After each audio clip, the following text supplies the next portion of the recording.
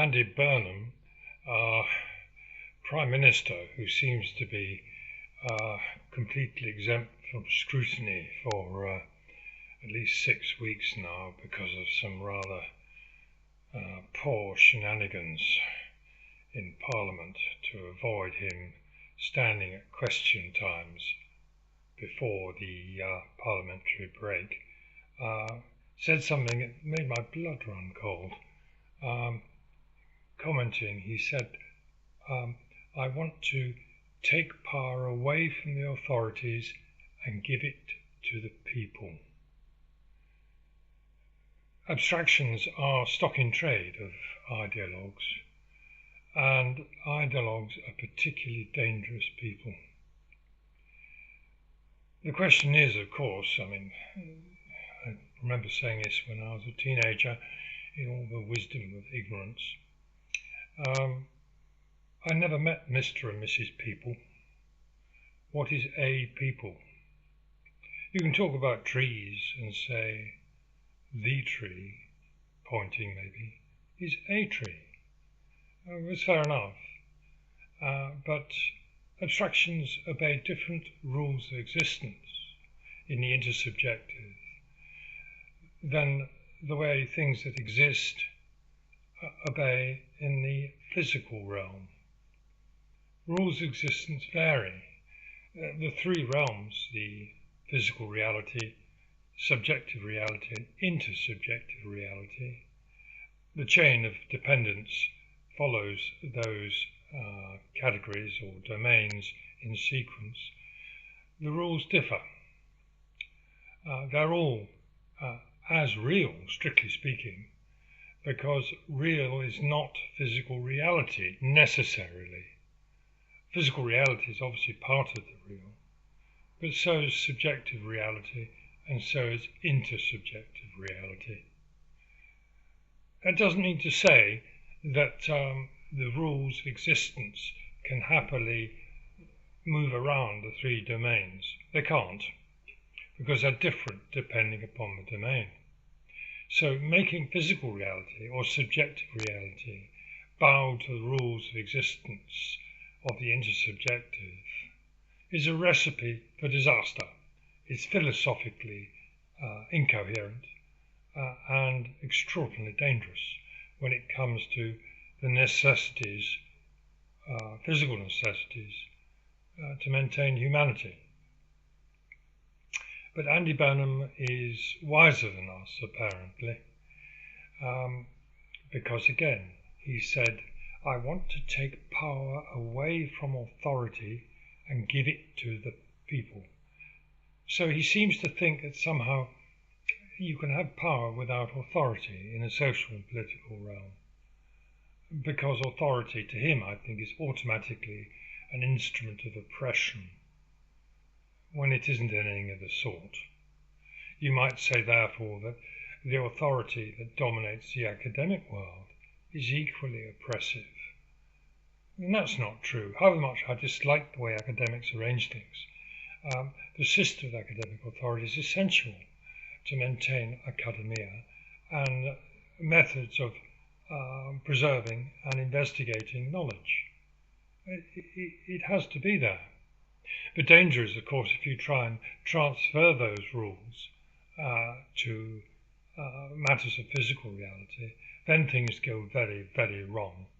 You get idiotic things like anti-racist mathematics, decolonizing this, that and the other. It's extraordinarily dangerous. Really for the main reason that if you start mixing up rules of existence where they don't belong, you get a fight between two different views of what can and can't exist, shall we say, in the physical realm, depending upon which set of rules you want to apply. This is a recipe for civilizational destruction as well as inhumanity on a very individual basis. In effect, it can quite easily lead to justifying the sort of mass murder and killing that we've seen in the 20th century with one Marxist regime after the next. And the same thing applies to fascist regimes.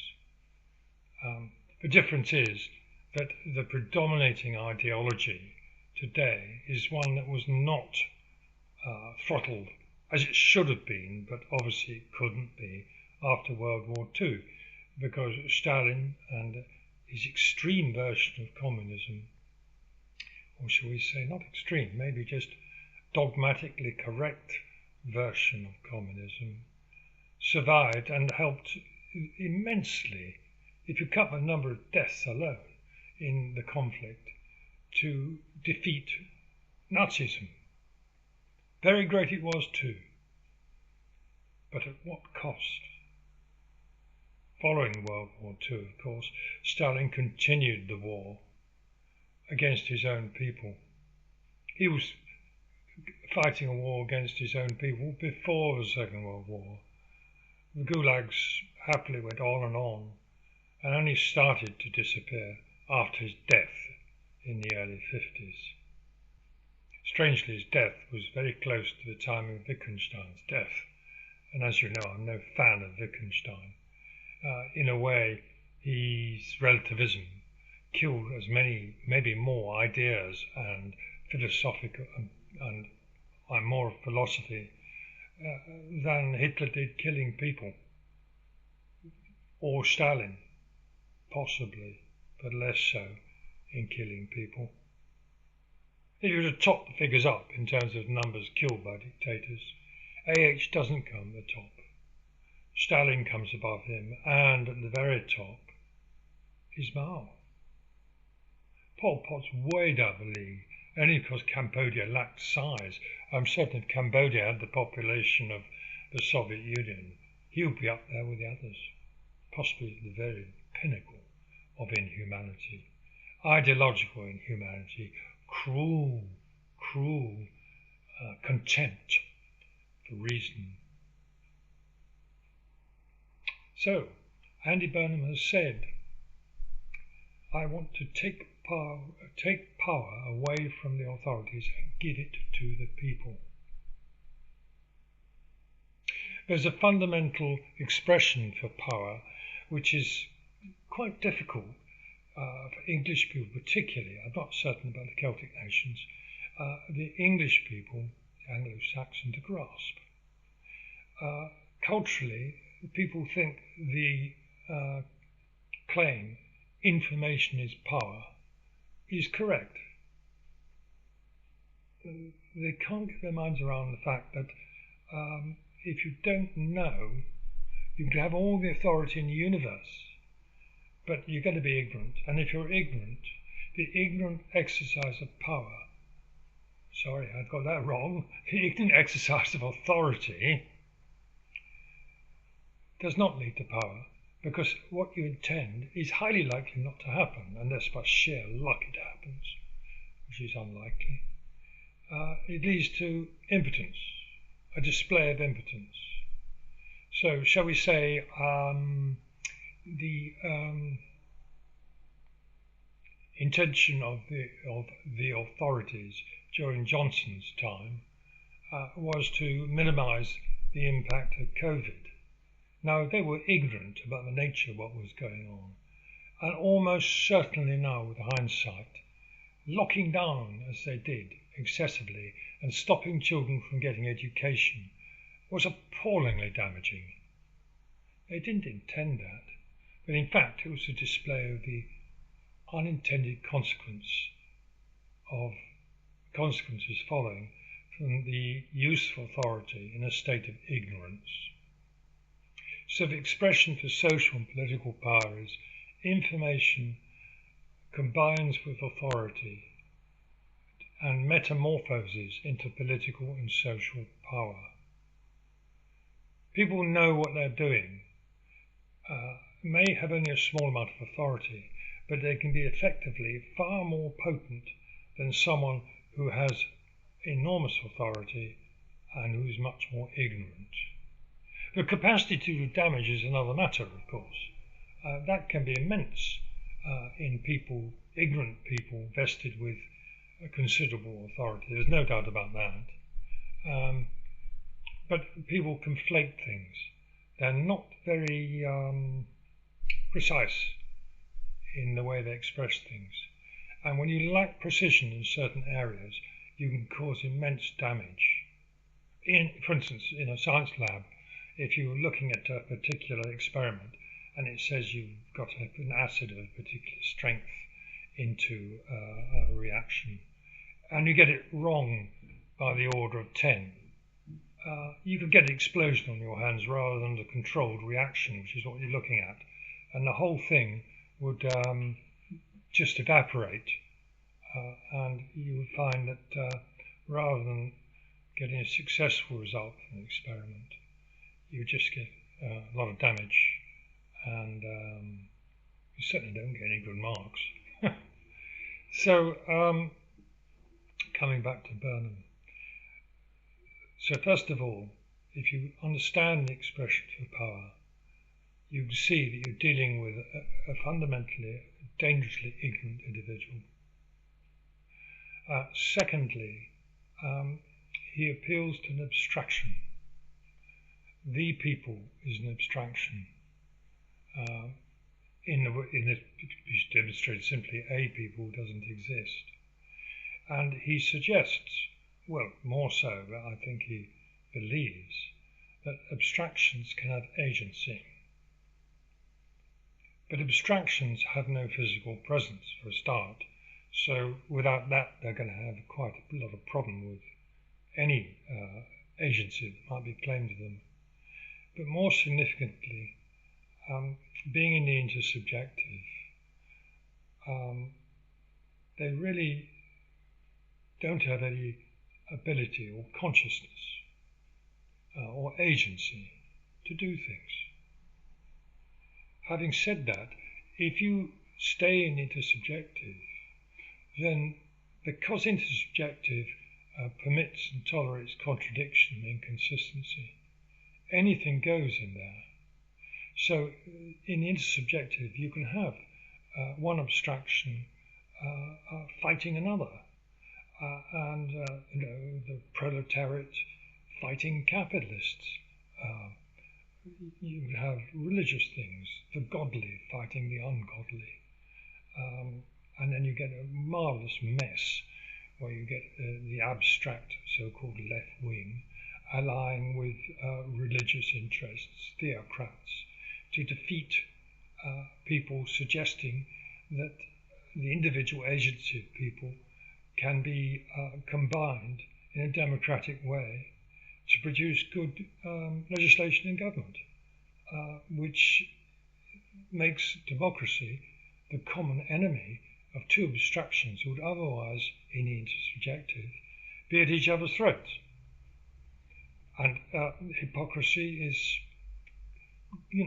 perfectly acceptable in the intersubjective, whereas, the consequences of hypocrisy in the physical realm and towards individuals can be utterly horrific.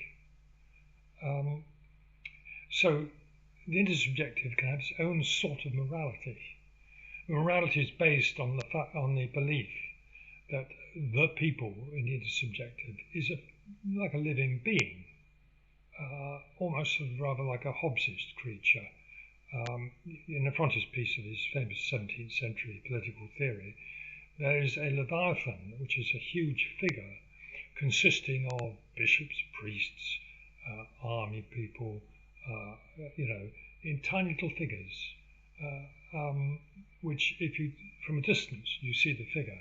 As you come close up, you see the body of this creature, this intersubjective creature, consists of little images of all these people. So it's a way of expressing sovereignty of the state in a dictator, because an individual is then said to embody this strange creation. It should be said that the late Queen Elizabeth II was very aware of a difference between the sovereign and the monarch, and her as an individual. She was quite sophisticated in that respect. But such finesse and perspicacity is completely beyond Burnham. Burnham is quite primitive, And as a primitive, he's very dangerous. So, imagine that he has his way, and we get a number 10 Manchester. Why Manchester? I mean, poor old Leeds, Sheffield, all the other places must be pretty hot on the collar about that. Anyway, he's got number 10 Manchester, and he believes somehow that the authorities in London, the bad people, because authority is bad by definition, as far as he's concerned, have given up their power. It's really quite weird, this, because information authority make power, but let's play along with it. Have given up their power, or part of it, and passed it up to Manchester. You see where we're going here. Authority exists in politics wherever you go. Just to say it's bad by definition doesn't make it go away. More importantly, it doesn't change the fact of the expression for power. Without authority, you can know the secrets of the universe, but you can't do anything. Personal authority can involve my right, for instance, to go out in the garden and, I don't know what, move some rocks around, create a rockery. And that's my authority. In democracy, of course, millions of people vest their authority in several hundred individuals who are in the House of Commons. And those people stand for the collective authority of all those people. They have two duties, of course. The first thing is to defend democracy and the value of the vote. And that's really delegated. They don't have much choice in that. They think they have. And when they start acting against the voters by trying to reduce the value of the vote, then that is, they're not Democrats. They're actually authoritarians in that respect. And the other aspect of responsibility an MP has is that they represent, they act on our behalf on things which most of us don't have a cat's chance of understanding or knowing. Of course, sadly, most MPs are in the same boat there, but all the same, that they have access to expertise, and if they can listen, they can understand, to deal with things like economic decisions, decisions if war clouds are on the horizon, a lot of unpredictable stuff, as well as to be able to deal with the inevitable change that no political manifesto on earth can accommodate before the event. People can't tell the future. So the representative part is hugely important. So when you're dealing with democracy, it's a way how, first of all, the authority or vested authority of people is focused on a few individuals, several hundred, and then in turn they should engage with society and all its contradictions, and by the use of reason make as much sense out of that as to do the best possible for those who voted them in. That's quite complex in a way, because there are two aspects. The demands of humanity are always constant, and they need to be addressed, the fundamental parts, to ensure that people are capable of expressing themselves, they have a certain level, have education and so on and so forth, and they're free from the danger of the politics of fear. Sadly, the politics of fear are essential and innate to all ideological dreams and utopian dreams, which I'll explain a little later. Burnham really believes in fear. That's quite a claim, I know. And so we vest our authority in politicians, and then they, in a democratic system, through compromise, we're willing to accept that we don't want to rock the boat too much by refusing to cooperate. And in the present system, still, fortunately, how long this will last for, I don't know, the cost of compromise is still less than the cost of non-cooperation. If politicians go off, off the deep end and start getting very authoritarian, that disappears. And that's when you start talking about revolution. Certainly uprising. Because why bother compromising with politicians who treat you like shit? Why bother? You've got nothing to lose by refusing to cooperate, and you might gain. So, as they say, the balance tips. And they're way off that now, but they could go there. People who talk in abstractions in politics dodge humanity, because in the intersubjective, the people, capitalists, bourgeois wreckers, whatever you want to call them, or I know in Nazi politics they focus on particular types of people initially: gypsies, homosexuals, Salvation Army people, whatever.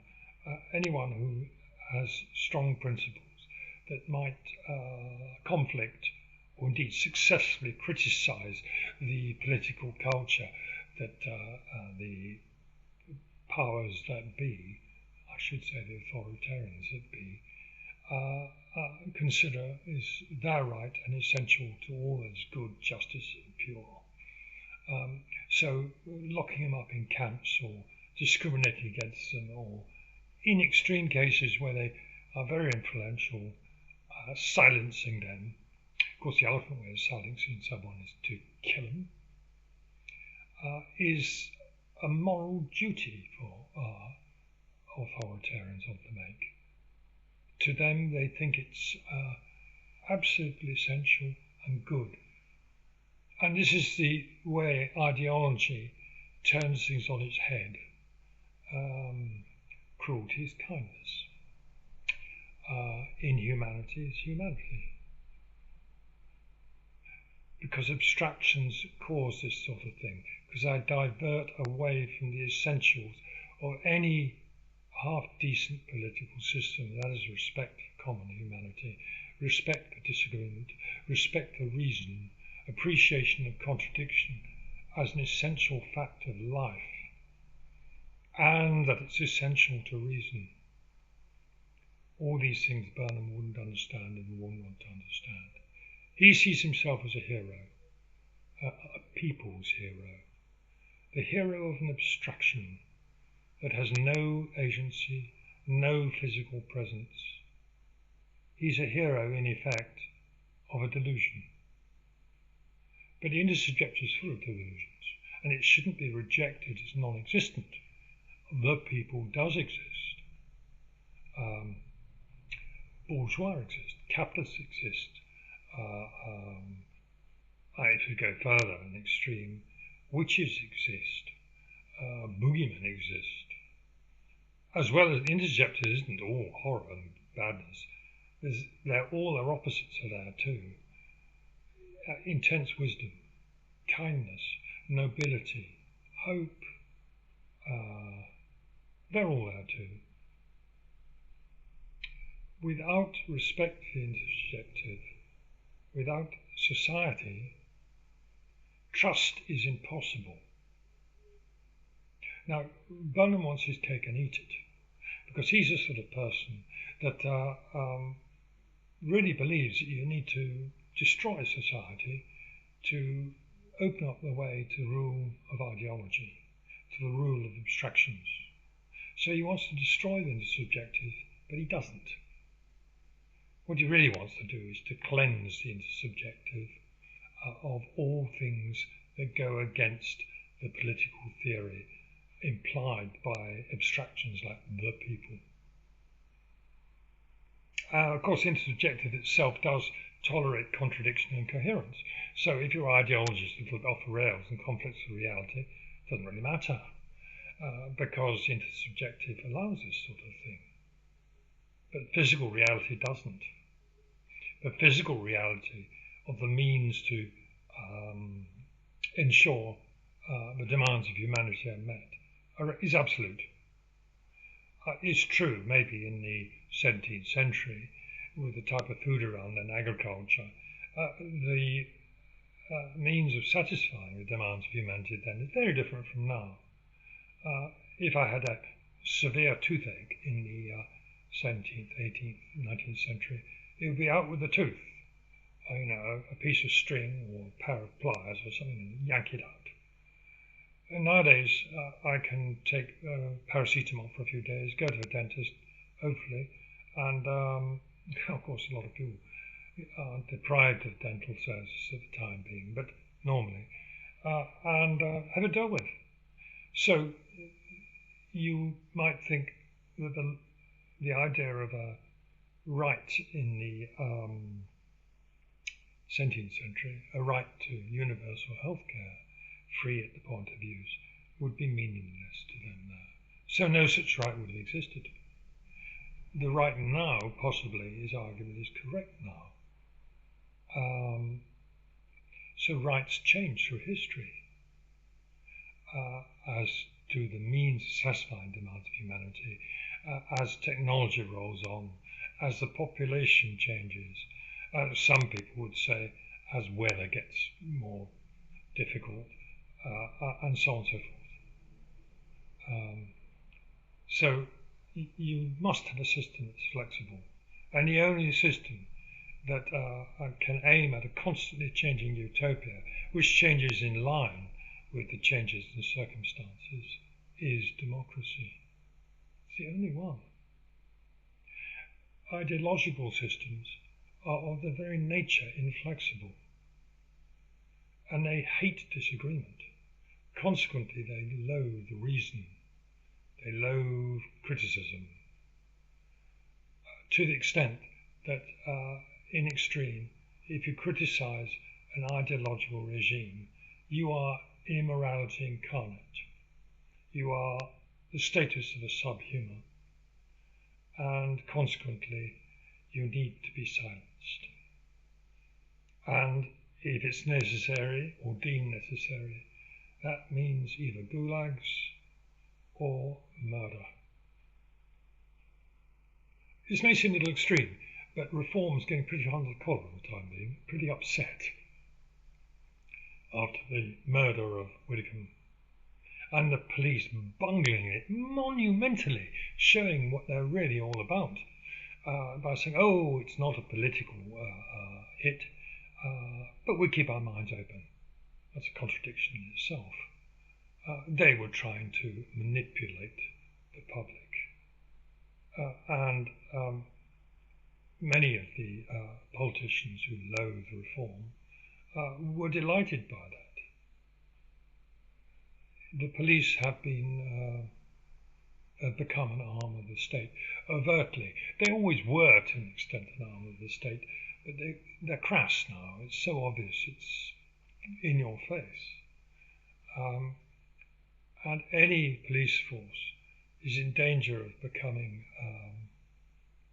hopelessly useless or despotic if they carry on in this way. So coming back to Burnham again, Burnham is a man who believes in abstractions more than he does in respect for disagreement of common humanity. He doesn't understand the fundamentals of political and social power, where they come from.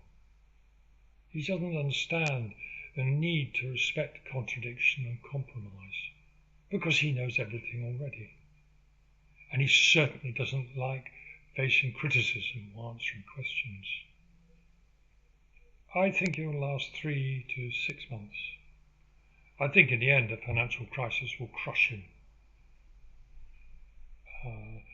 But I suspect that in the process the same arguments will be heard inside the Labour Party, the Labour government I should say, as those in the 1970s. So there will be a serious discussion about a siege economy, where we cut off all imports, as if we could, because we're importing things. Yet the rest of the world will still take our exports, where we will try and make our money worth what it is because of what we think it should be, where somehow by magic prices control regime will ensure that there's no inflation and that people get the basics which we need to live, such as food and so on and so forth. That could all come undone very, very fast. And we could well have an appointed government by foreign powers. And I believe that what they'll do, the ultimate irony, is we will pay for it by handing over a large amount, maybe 70%, of our natural resources. And that means oil, the fracking and the North Sea oil, to foreign interests. Those people we owe money to, in effect, will be paid by the British government being forced to sell the family silver. So that's what ideology gets you. It is the ultimate, in the long term, it's the ultimate form of ignorance leading to unintended impotence and failure. We'll be forced to pay for that with something that, had we exploited it, we might have avoided going bust. On the other hand, if the ideology is there, they would have squandered that too anyway. So Burnham's a dangerous man, much more dangerous than Starmer, because he looks quite happy to flick two fingers up at fundamentals of democracy. Starmer sort of tried in a rather weak way, but then for all of that, he was still highly censorious. He wants to control information flow, bring back the British population to the way it was in the 1950s, whereas if you wanted to get anything published, unless it went through the de facto censorship of the publishers, you didn't have a cat's chance. The censorship was extraordinarily controlled in the 1950s and 60s and 70s, and until the advent of the internet, the government was pretty well able to call the shots. And there we were thinking we have, freedom and so on and so forth. Freedom of speech depends on two things. First of all, the ability to say what you like. Well, we had that in those days. But secondly, the capacity and will of people to listen. And in those days, it was two things gagged that. The first thing is people were frightened of not conforming. They knew very well if you didn't conform, 50s, 60s and 70s, 80s, that was curtains if you stepped out of line too far. And secondly, even if you managed to get people to listen, they'll most likely be too frightened to pass it on. Conformism was very big, always has been in this country. It's been its strength in war, most definitely, but in peace, it can be very dangerous.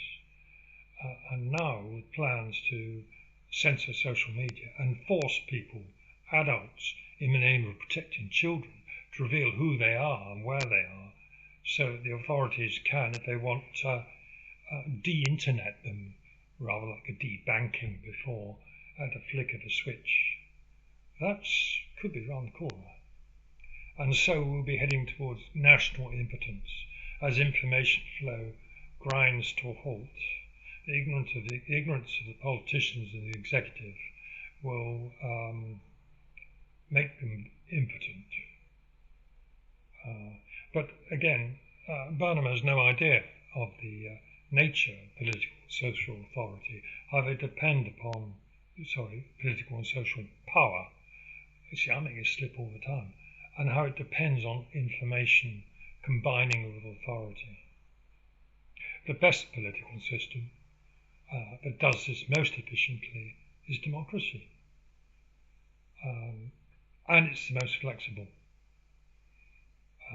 because it can change, and with compromise it can engage with change and society as that changes. But no, instead we have a know-all on our hands. Know-all, I should say. People called know-all, forgive me, I didn't mean to insult you. Someone who doesn't understand the difference between power and authority with a fixation that authority is bad by definition, in a position of great authority. See, I'm confusing power with authority again. It's very easy. Is a very dangerous person. Burnham is philosophically literate, and I don't think he's very well educated for all his university education. I should know, because I went to university a few years before him, and my philosophy education in the first year was superb, and then he went down like a stone in the second and third years. We were taught the most appalling rubbish. Closed system thinking is all the rage, and the present political chaos comes from the collapse of philosophy from the just after the First World War in this country, with the rise of Wittgenstein through, and then people like Strawson, the most incredible abstruse rubbish came out of his mouth, and all, Derrida and all these other people. It's just a complete quagmire of bullshit, because they just fell into the trap that somehow words dictate reality. They are hugely influential, just like the intersubjective is hugely influential, but they have no power of themselves. We're the ones with the power, we're the ones with the authority, not the intersubjective. That's the fundamental mistake the likes of Burnham makes.